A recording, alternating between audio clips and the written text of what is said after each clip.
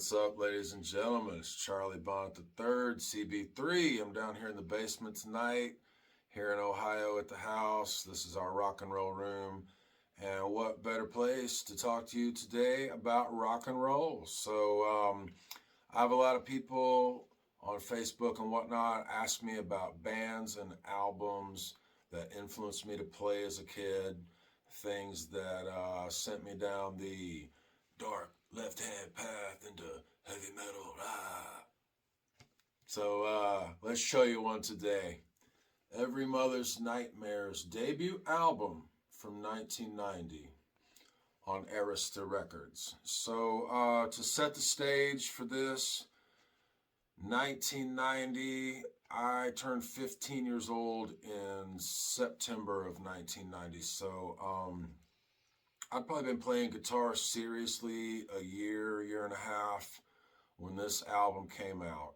And me and my friends, we loved everything hard rock. We loved Motley Crue, we loved LA Guns, Guns N' Roses, Faster Pussycat, Skid Row, anything long hair and loud electric guitars, we wanted to be a part of it. So I had a good friend on my school bus, this little chick named Christy Lewis, who has passed away, unfortunately.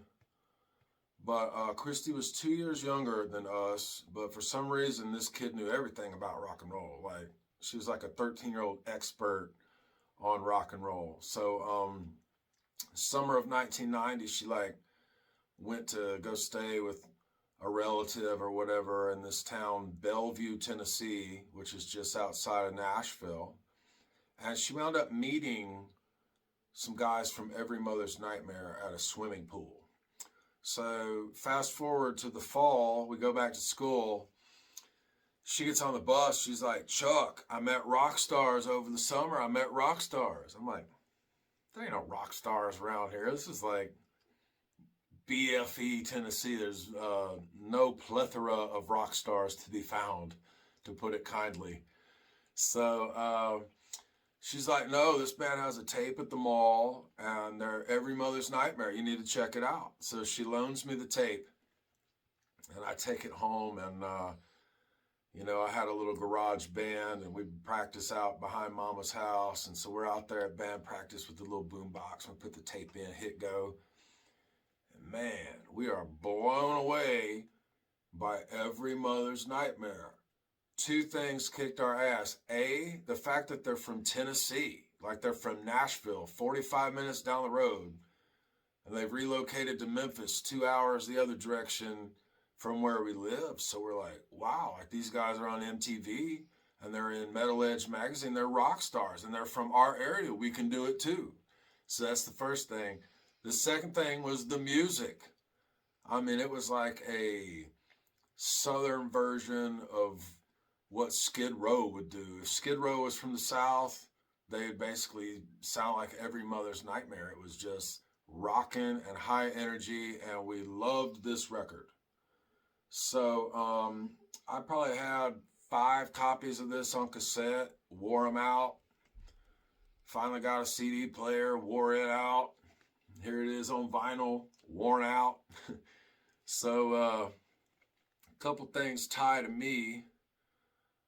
There's a version of Long-Haired Country Boy on here, and my senior year of high school at the talent show, we did the Every Mother's Nightmare version of Long-Haired Country Boy, and I had a wireless guitar unit, and I went running and jumped out in the crowd, ran through the aisles like a maniac, and I was still running through the aisles as a maniac, but that was one of the first times, and it was playing their song. So that's really cool.